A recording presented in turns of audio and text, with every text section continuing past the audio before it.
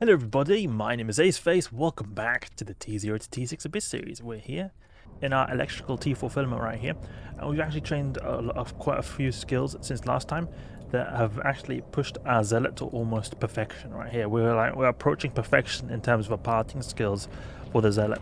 And to be honest, we have the skills now even that could be able to be used for T6. And I will be posting the skill list down below. You should hopefully see that. If it isn't there, remind me, but I should have posted it down below. There's a document which you can see step by step which kind of tier of filament I'm using for which tier of skills. Because what I do is we're not using our armor repair. We're not using our armor repair. It's important to use the armor repair. Okay, we should be using our... Oh, I'm a bit rusty right here. Come on. Use that. Okay. Taking a bit of damage here. Come on. What am I doing right here? That's good. Okay, take out Ephialtes right there. Do we have any Illuminator? Yeah, he should go down. Yeah, I was underestimated Corpus right there. I just thought, oh, you know what? We're gonna go to the side and grab these extraction nodes, but it didn't turn out too well when he's landing his fat Lux Contos cannons on us. Okay, we'll go to the side right here and grab this Ephialtes. Go a little bit to here. Oof, our armor is going down a bit. Do not want it to go down too much. We should actually go in a bit of an arc right here just to reduce transversal even more. Go a little bit to the side. A little bit to the side. Make him hit a bit worse. Not like it's going to make a massive difference, but the more of these little cruisers we destroy, the quicker our tank is going to stabilize. It's already slightly stabilizing. Okay, let's grab this extraction node. Great. Grab this extraction node. And the skills we've trained that have been making us come close to perfection is that you can see a thermal armor compensation. We're trained to level 5 right now, so we've got that to level 4. We have got the trajectory analysis and these kind of gunnery support skills to level 5, or almost level 5 at least. I think it is level 5. Let's check right here, because I think I did train the last gunnery skill to level 5 recently. Yeah, look at that. You see at level 5, everything pretty much that is relevant to us. When it comes to the medium pulse laser specialization, that's the only skill I believe that we've got left for our guns. So you can see a medium pulse laser specialization, so we get 2% extra DPS increase. Otherwise, we are pretty much a perfect Zealot pilot, and that makes us perfectly capable of doing the T6 Abyss. And often my tests I do for T6 Abyss are on my, or previously they've been on my main account, because my main account has got the better skills, and I sort of assume you've got best skills for the T6 filaments. The thing is, this guy is actually getting now better skills than my main character because he's got better pulse laser specialization, so we're actually going to be better than my main character using a Zealot. That's the thing with Eve, you can choose exactly what you want to become good at, and you can actually become quite a bit better than a veteran player who's been playing for a long time. It just depends on what you want to specialize in. Okay, because my main character is more like a general character. He specializes in a lot of different things. So by default, it's not going to be as good as this, for example. Okay, let's go for this Charybdis over here. And I've also trained some drone skills, so I have actually some decent drone range, so we can actually use our drones to sort of pick away at targets from long range. And unfortunately, it seems like Charybdis is able to keep some range at us. I don't know why. Because he's only going 300 meters a second. Do we have any navigation skills we should train? Because, I mean, we're going very slowly. Could we perhaps upgrade our Afterburner? I think there might be some skills we can train right here. Acceleration control, evasive maneuvering, high-speed maneuvering, reduction in warp drive. No, there's none here. Okay. A little bit closer. Now I can deploy the drones in the sky. And the next ship I was thinking, this is preliminary right here. It's not guaranteed that this is going to be the thing, but I was mentioning a lot that, okay, the next ship we're going to use is T5 like electrical filaments that we're going to do, but that's a fit that costs here 2.2 billion, and that's quite a bit of risk. I was thinking that we could have a little bit of a cheaper ship, 1.3 billion instead, but we could go for the T4 Firestorms, and it's going to be the same loot, but almost as the T4 electrics like we're doing right now, but the profit is going to be still a lot bigger because the entry key for the filament, like the Raging Firestorm filament, is a lot cheaper than Raging Electrical because the Firestorms are harder. So this is probably what I'm going to be testing out later, this T4 Firestorm prototype right here, where it's basically a very similar style to what we've currently been using. The difference is that we've got more capacitor-oriented modules, so we've got a capacitor control circuit, auxiliary nano pump, to give us more capacitor because we're not in the electrical side, which bonuses our capacitor so much. So we're sort of blinging some more modules, Corpum A-type over here, to be able to sort of compensate for the lack of armor repair modules due to us having to use more capacitor modules.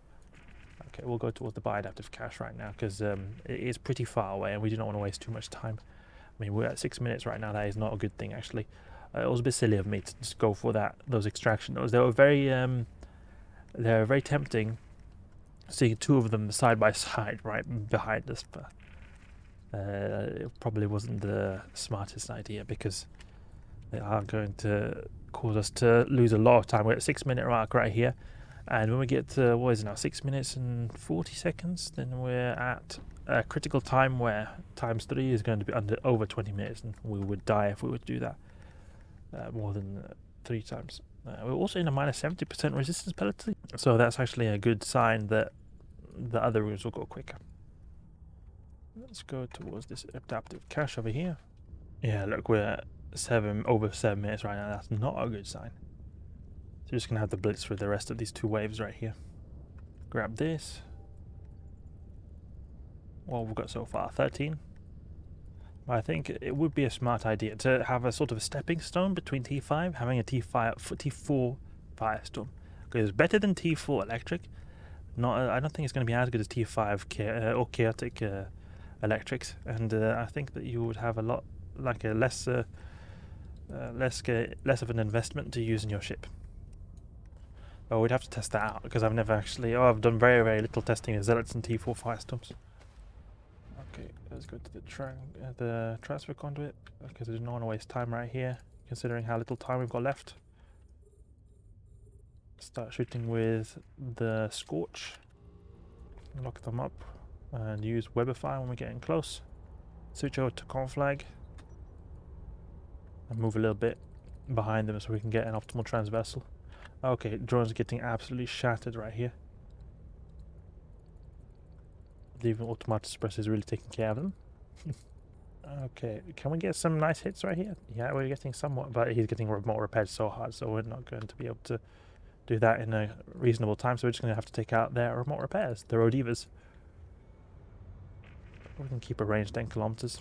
We're getting also tracking bonus, that's going to help a bit. And the Kikimora could be good to take out as well, he's a Tangler. Okay, now keep a range. We can maybe have our drones go for that bioadaptive cache in the meantime, before they get popped by the Diva automatic suppressor. There we go. There we go. So give some extra DPS just so that we can take them out before they're able to take critical damage from some enemies or DV automatic suppressors. But I think we're outside the range of the automatic suppressor right now because I don't see us taking a bunch of shield damage, only a little bit. I think that's coming from the aggro from the NPCs, not from the automatic suppressor. Okay, let's go for this anchor over here. That's a quick little wave right there. That was smooth. Rodiva Triglavian waves tend to be the more quicker Triglavian waves, so it was great to see that we got that. Open this up. 6 million. Great. Next one. And we'll go a little bit to the side right here to improve transversal. Okay, now we'll go for this one right here. I think there's a tachyon cloud or something because our drones are going completely spastic over here. There we go. I'll take this guy out now. Now we can make our way towards the transfer conduit. Great. How much time have we got left? 9 minutes left. That's perfect. Scorch ready to roll straight away when we get to the next wave. Just snipe some little scrubs on the way towards the gate. We can also look at the extraction nodes. We could perhaps go for some of them too, depending on their placement.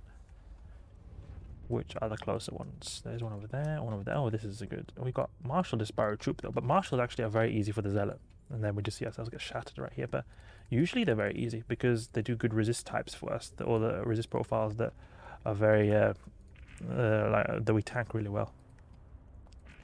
Okay, so it seems like these little. No, actually, we do not want to deploy drones. Do not deploy drones. Do not deploy drones. Do not deploy drones, because they're going to get shattered by Edencom.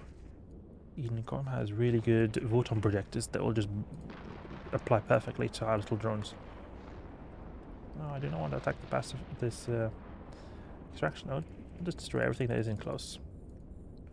Because when I use Aguilas against marshals, the strategy I have there is to just keep range, because the marshals have 70-kilometer range. Here you don't have that luxury of being able to hit out to 70 kilometers, but here we can just face tank the marshals, because the Zealot has really good resists when you add a thermal armor hardener for tanking marshals, so you're actually able to just face tank them. I've previously done it like with 5 or 6 marshals in a T6, no problem. I just really, our armor did not even move because we have so good resist profiles for them.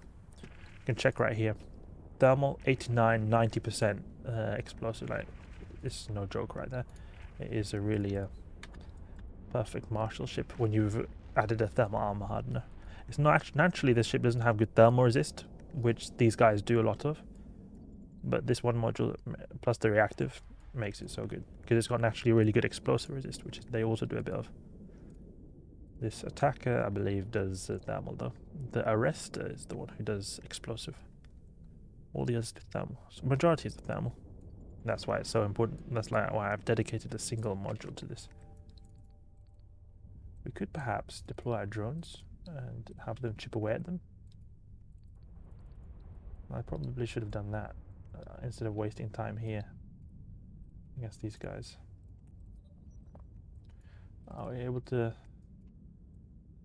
Because I wanted to avoid using our drones in case that they were to get attacked by Edenkopf Waton projectors.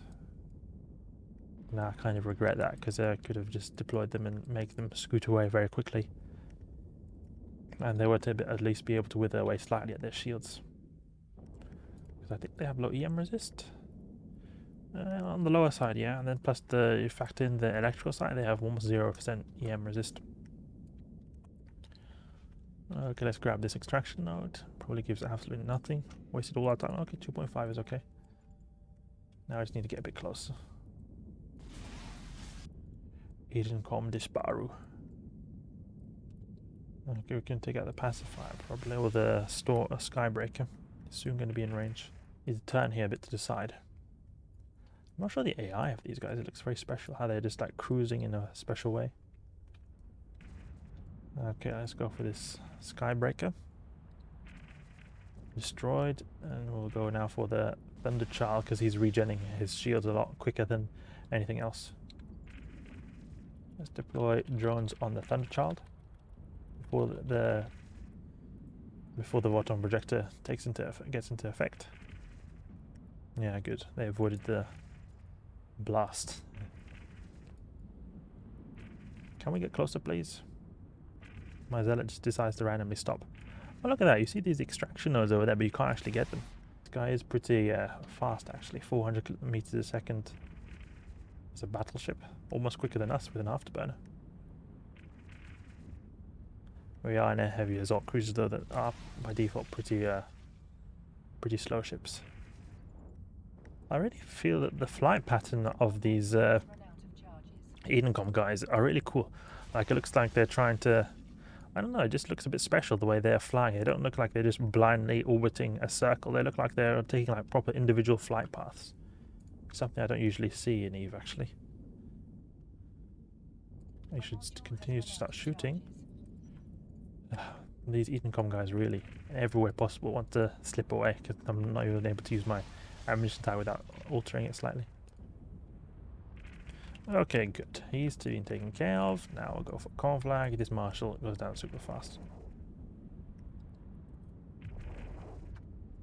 Oh, we can already start moving towards the bioactive cache. Let's go towards this cache over here. There we go.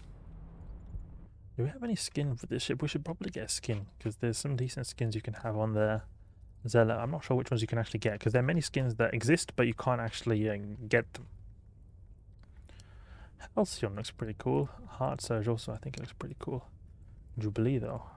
I think this one looks great. I think it was in the store not so long ago, but now it's not anymore. Rata Sunset Sarum. I would have loved this one, actually. Sarum would look really great.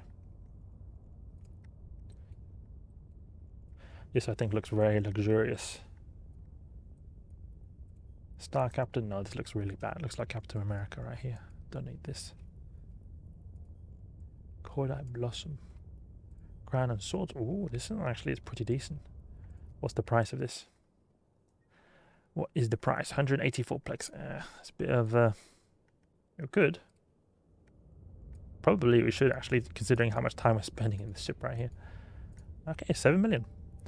Total loot 29. Great. So, Zealot going through the T4 Abyss. You have to be a little bit careful when it comes to Charybdis waves and your extraction nodes, because you can get a bit greedy and waste a lot of time, and if we were to get unlucky waves in the end, we could have perhaps run out of time. Next step will be testing out T4 Firestorm variants for the Zealot. They're a bit cheaper than the T5 one, but still enable us to get a bit more loot, because you can think of it now, look. We got here in our loot collection 29 million, but we have to subtract 7 million because every time we're going to the site, we're using a key that's worth 7 million. If we're doing the Firestorm, key is only worth 400,000. So we would have got quite a bit more profit right here. So even though it's the same tier filament, it is a lot more profitable. So hope you guys enjoyed Zealot working towards perfection. If you did enjoy the video, please leave a like and subscribe. I'll catch you guys later.